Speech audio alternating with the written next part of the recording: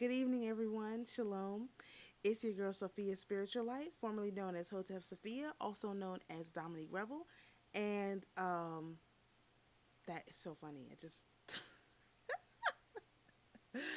Oh, Father. Okay. Thank you for joining me for our evening Spiritualite prayer, where we do a psalm and a reading with our Rota Mundi tarot cards for the evening. So you have something to think about when you get ready to go to bed and try and work on. This morning we did our psalms in Latin and also in English. So we're going to do the same thing this evening. And you'll see that I have not done this in Latin before. So I'm going to go slow. We're going to pronounce every syllable. And eventually we'll get used to it. So first, we want to thank the Most High for allowing us to have this time to gather. We want to acknowledge His power and His omniscience and His loving kindness. And we want to thank Him for everything that He's done to allow us to get to this point, and thank Him for the day that we were allowed to labor in the vineyard of the Most High. We ask that for permission to speak with the angels for a few minutes and just get an understanding of some things we need to think about before we go to sleep. We thank the earthly mother for being with us, the Holy Sophia, the Trino Sophia, for being with us and allowing us to just get a glimpse into some of the might that she carries within her. And we appreciate everything that she's done with us, walking us through this process of ascension. Um, we acknowledge the King of Angels, the Queen of the Angels, the angelic hierarchy, the Erkadeshi, all of the spirits known and unknown that have been here with us. We acknowledge and appreciate everything that they've done for us, and we ask that they give us messages that we can understand, that we can implement, and that we can internalize so that we can better do the will of the Most High. So with that, let's do Psalms chapter 16. Preserve me, O God, for in thee do I put my trust. O my soul, thou hast said unto the Lord, Thou art my Lord. My goodness extendeth not to thee, but to the saints that are in the earth, and to the excellent, in whom is all my delight. Their sorrow shall be multiplied that hasten after another God. Their drink offerings of blood will I not offer, nor take up their names into my lips.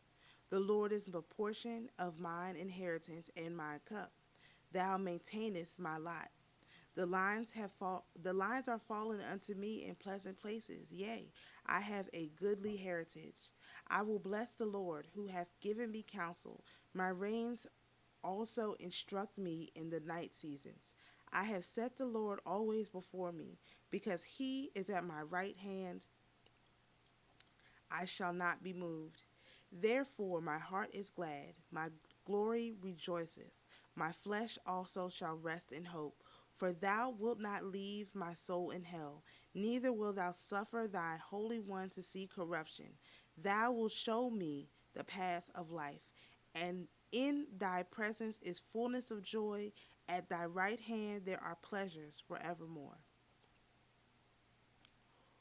Oratio David exodi Domine Iustitiam miam intende deprecationem miam auribus percepe orationem tionem miam non in labis dolosis devulto tuo in iudicium meum prodiat oculi tu videat equitates probasti cormeum visitasti nocti igne me exaministi et non est inventa in me iniquitas ut non locuator os meum opera hominum propter verba labiorum tuorum ego custodivi vias duras perfis gressus meos in semetis tuis ut non movinator vestigia mea ego clam avi cuniam exhaustisti me deus inclina oriam tuam mihi et exaudi verba mea mirifica misericordias tuas qui salvos fascis separantes es inte e resistentibus dextere tue custodi me ut publiam oculi sub umbra alarum tarum proteges me afasi emporium qui me adflixeront in me inimici me animam meam circumdederont super me ab ad adipem sum concluseront os eorum loctum et superbia proicientes me nuc circumdederunt me oculos suos steterunt declarine et terram seperunt me sicut leo paratus ad priadam et sicut catalus leonis habitans in abditis exurge domine praveni eum et supplanta eum erip animam meam ad impio fremam tuam ab inimicis manus tue domine ab pausis de terra divid eos in vita eorum de absconditis tuis adempletus est vinter eorum saturati sunt filis et demiserunt reliquias suas parvulis suis ego atonum en eustita aperibo conspectui tuo satabor cum apparuant gloria tua.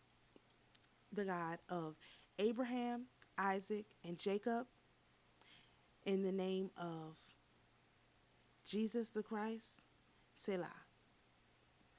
All right. Woo, that was a little rough. We have to do that more often. We want to get familiar with the Latin version. That's what you use to do a lot of your blessings. So, of course, boy, that seems like it was forever. I don't know about you guys. Boom. We got the Rota Mundi Tarot. Of course. Well, I'm going to keep saying it until I remember to get the link. But if you need the drop on the Torah being the tarot, and you have to go to Brother Abdullah Seer's page for that. He's got a whole bunch of videos on it. I keep forgetting to look for them, but I'm gonna find them so that you can go and check that out. And of course, I found the information which said that the Torah is the tarot is the way. Actually, they say the Torah, the tarot. I think it said that the tarot specifically is a way that the angels can communicate with us, and so by using the cards, the angels can can we can go to the angels in the realm where they operate, which is a visual realm, a pictorial realm, a higher realm, where you have to do your own intuiting. And like Brother Levi said, it's much easier for us to go to them than for them to come to us. And since going to their realm is very, very dangerous and tedious, much easier to pick up a deck of cards, which is why they didn't want you to do this, and actually have a conversation with the angels. The cards do tell what the angels want them to tell. Now you have people who only call demons. That's why they have bad readings. But we call in the angels. You heard that whole prayer. You heard all the Latin and all of that.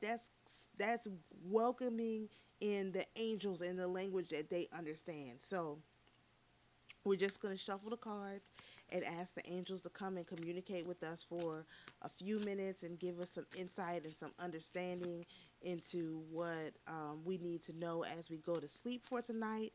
We ask that the angels give us a message that we can understand. They make it very clear for us and it's not too jumbled.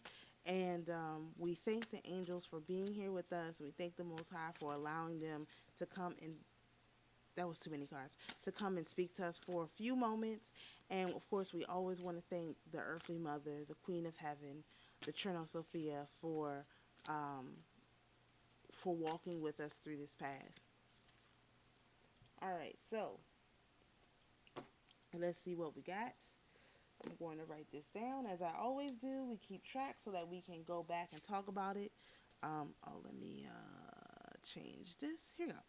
Our first card, you can see that. Unforeseen challenge. This is in the past position, which is the Two of Swords. Something's going to happen today. We've got the Nine of Swords, I think. No, Nine of Wands. See that? The Nine of Wands in the present position. And in the future position, we've got the Five of Wands. And I'll put these so that you can see them. Just let me write them down real quick. Let's see. And I'll put this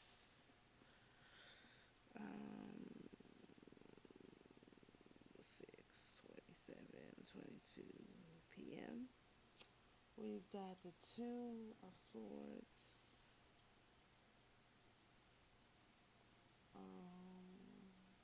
We've got the Nine of Wands. And we've got the Five of Wands. Alright, let me put these up so you can see them.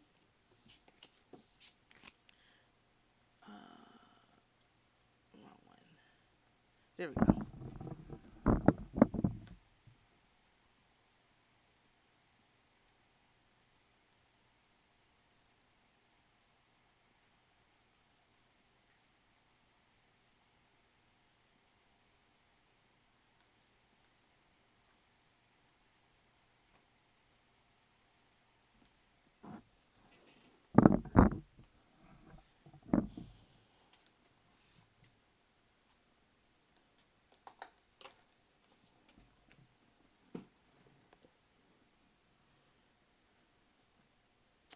All right, so let's start with the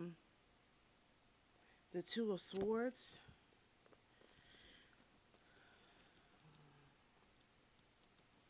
I shuffled these cards really, really good, which is why we got a big difference in the cards that we get, as whereas before they were still kind of new. So like one of the things is like with a new deck of like cards, just like when you're playing spades. I'm from DC, so of course I'm going to talk about spades. If you don't shuffle those cards well, they stick together and this and that, and you don't really get a good play out of them. And so that's the same thing with your tarot cards. As you use them, they will start to take on a life of their own because they'll be more intermixed, and so you'll get really, really good, strong messages. So I figured it was time for us to get some stronger messages from the angels. So we did a really, really good shuffle on that card, and I will do more shuffles like that so that we get some better messages out of there. So we got a Two of Swords. Let's see. Here we go. Two of Swords. The Two of Swords card is titled Unforeseen Challenge, and that's in the past position. So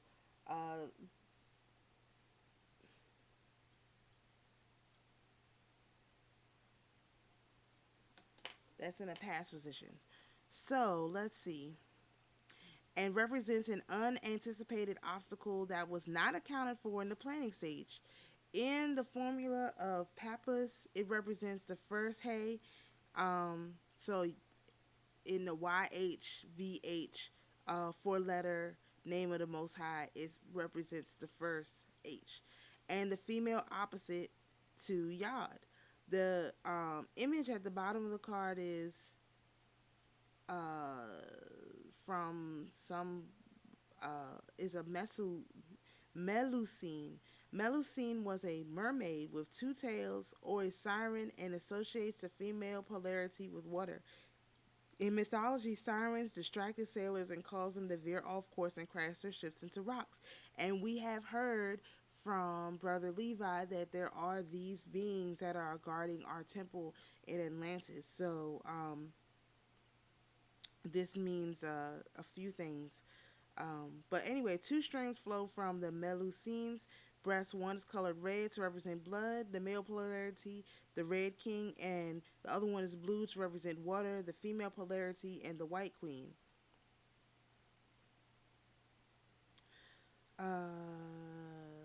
Let's see.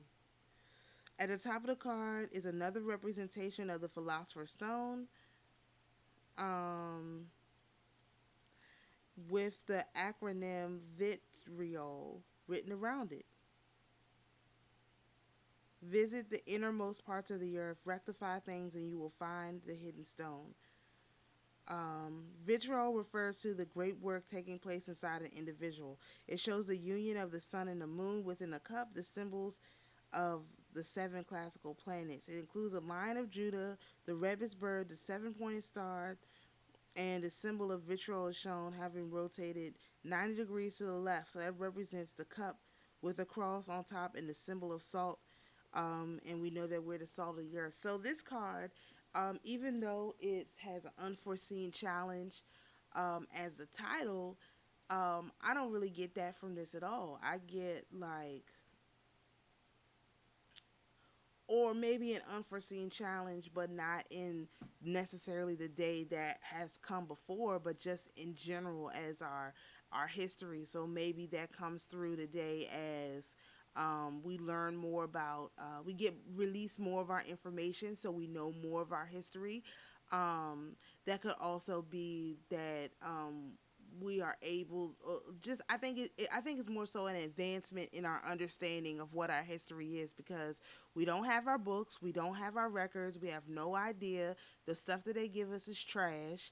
And so I think that especially this being in a past position, sometime during the day, I assume we're going to get a huge drop of knowledge, because remember, I'm recording this at 5, right now it's 5:30 a.m., which is late. Normally I record these at 1 a.m., so you'll have to forgive that for not being on time on my part. But yeah, so I think this represents a greater understanding of our past. So it is an unforeseen challenge, but it's only unforeseen because we don't have our records. If we had our records, this would be foreseen. And so I think this bodes badly for the Gentiles as usual, because if we are gaining knowledge of our past and we enough for us to know that it was an unforeseen challenge, then that means we are getting more of our records. We are being made aware of what is the unforeseen part, and it being in the past position, I assume today we're going to get a really huge drop on that. Or maybe overnight someone's going to have a dream about this because you're watching this at night, 9 p.m. So you might get some sort of revelation. Someone will, and give us the drop on this unforeseen knowledge that we now have access to. So let me. There you go. The next card is the Nine of Wands. It's funny because even though I shuffled these cards, we still have two of the same ones together. And I did a huge shuffle on these cards, and we still have two of the same ones together. It just is what it is. There's to say the angels will communicate. How they going to communicate? No matter what they put the cards, where they going to put them? No, let's see. That's the 9. Oh, God. Okay, the 9 of Wands. And so have we got the 9 of Wands before? We've got the 4 of Wands before. We have not gotten the 9 of Wands before. So this is Yesod. So the Sephir of Yesod is the foundation, and the first Sephiroth above Malkuth. So basically, the only way to Malkuth is through Yesod.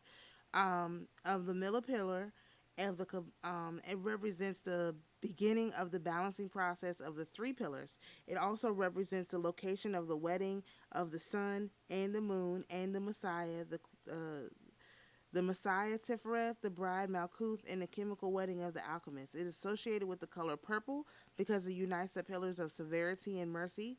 The color purple is produced by equally mixing the colors red, Gabor, male polarity, and blue, Chesed, female polarity. Within God's eternal plan, Yesod represents the marriage of the Messiah.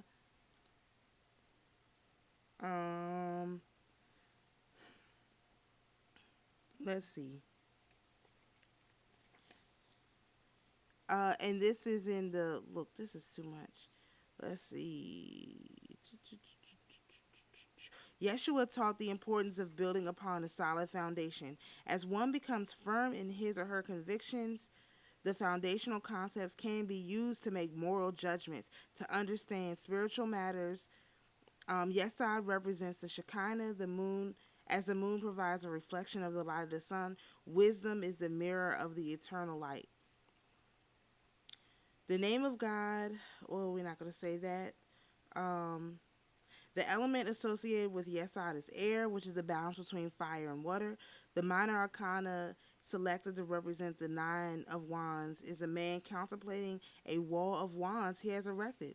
The 9 wands represent the 9 Sephiroth above Malkuth, and the person is trying to put in order to make sense of them. He uses the wands, the principles of the different Sephiroth, to begin to create a protective barrier, stronghold around him.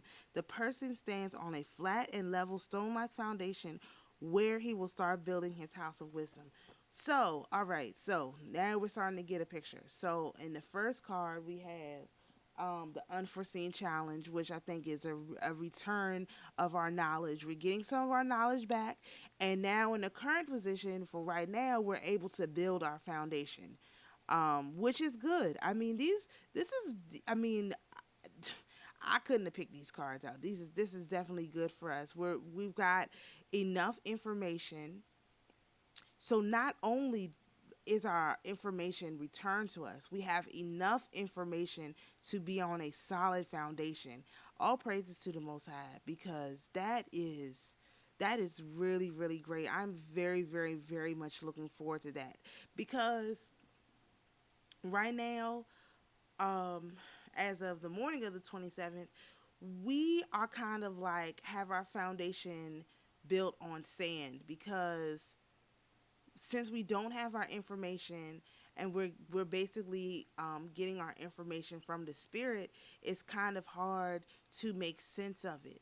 So with more of our information, or a greater understanding occurring, we're able to take that and build at least be on a firm foundation. I think anyone who follows the Most High with all of their heart and all of their soul and all of their spirit, their thinking, feeling, and willing, has a firm foundation.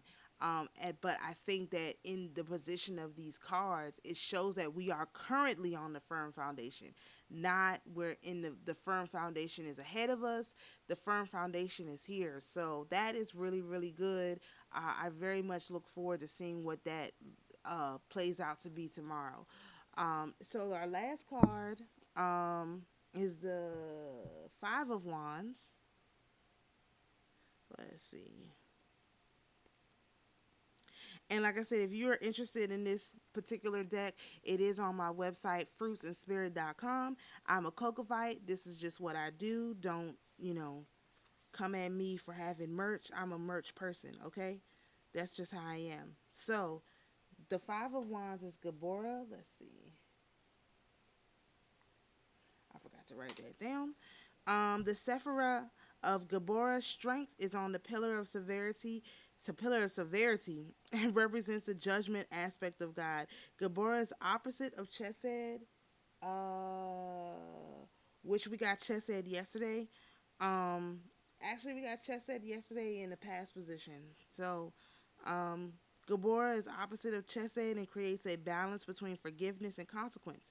God is patient, kind, and merciful, but he will not be mocked, and in no way will he acquit the wicked. On earth, the wicked may seem to prosper, but if no one was ever held accountable for their actions, there will be no justice in the universe. The justice aspect of God allows those who have been victimized by evildoers on earth to know that the victimizers will not escape consequence. There is no need for reincarnation or multiple lifetimes because the time that the people are given is sufficient for them to choose between good and evil and life and death. At the present time, God may seem silent, which not to us he's not, because he's allowing his people to exercise their free will so he can see what choices they make. Yeshua stated that all of the commandments and the messages of the prophets rested on two things: love God and love one's neighbor. Wait a minute. People are given their entire lifetimes to answer the question, what is truth, and to decide if they want to follow it. People are given opportunities to seek God and support their neighbors throughout their lifetimes. Okay, so basically, all right, I got a good understanding of this card. So basically, what we see is now that we're on the firm foundation, the Most High wants to know what we're going to choose. Are we going to love God and love thy neighbor as thyself? Or are we going to take this foundation that we've had and use it to puff up oneself, to over, just to be more than what we are, more than what the Most High has given us? Are we going to do the right thing or are we going to do the wrong thing? That's what the Most High wants to know. And it's in the future position, so there's a time for choosing, and people who have been on this walk for any amount of time, 9 times out of 10 you're going to choose right, because we've all seen Esau's troubles, and we know Jacob's trouble is over. So if we know Jacob's trouble is over and we've seen Esau's trouble, there's no reason for us not to choose to love thy neighbor. I also think that this shows that we're going to have a lot more neighbors to love. I mean, there was a prophecy about this message going out all across the world, and we know that it has. And so that just takes us one step closer to what is supposed to happen next. So people are going to have to choose when they see people that are coming back into the light or coming to the light. Are you going to treat them with respect? Are you going to give them some help? Are you going to direct them in which way they should go? Or are you going to say, look, you should have chose the Most High a long time ago. This is your own fault. Why are you figuring this out now? This and that. It's not about that. It's about the Most High called people into the light.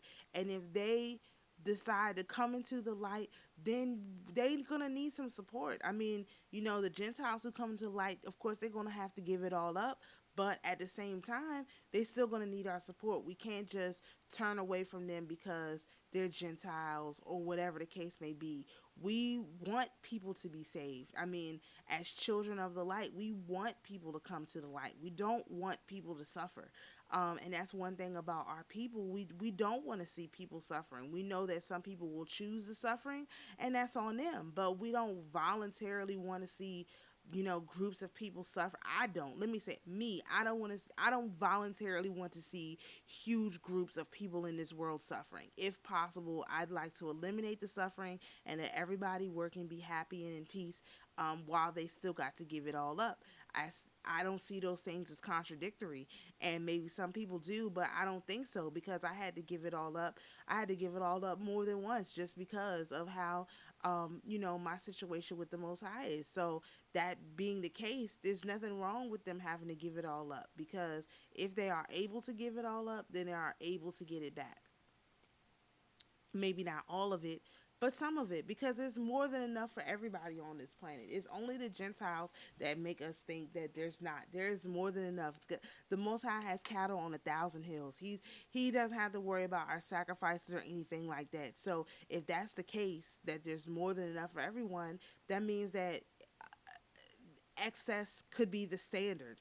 Even and when we were in charge, that was the standard. Even the people who were without still had. They weren't like how they have people now, destitute and all of this stuff. It wasn't like that. So we know that that is a option. So let's just take one more look at these cards and see if there's um, something else. One thing I also noticed about these cards is that there's one person in each card. It's not a card with a bunch of people in it. And to me, I see the first card as maybe being, of course, one of the earthly mother uh, uh, uh, parts that's in there for us. And then the last card definitely reminds me of like a Michael, or the black judge, probably in the midst, bringing about the judgment. That's a very judgment like card to me, which I can't remember who the black judge is at this exact moment. I have to go and look. Um, so overall, I think this is a good reading for us. And let's see. Yesterday we had the Wheel of Fortune card, the Eight of Pentacles, Female Triangle, and the Four Wands. Um, Chesed, which is mercy. And then, of course, today we had Gibora, which is from Chesed to Gibora. So yeah, we're definitely moving up the ladder. We're definitely moving around. I think this is a very, very good sign for us, children of light. And of course, everything is going to be bad for the Gentiles until they acknowledge the Most High, and they willingly give it up. And the longer they take to do that, the more suffering people are going to go through. So again, we thank the Most High for allowing the angels to come and give us this message. We acknowledge the earthly mother, the Trino Sophia, for being in the midst with us, and walking and guiding us through each step. And we thank all of the angels, the Queen of the Angels, the King of the Angels, for being here and for giving us a nice, clear message that we can understand. Um, so we invite all the spirits, everyone, to go in peace. You go in peace, be in peace, and we'll see you tomorrow morning for the reading.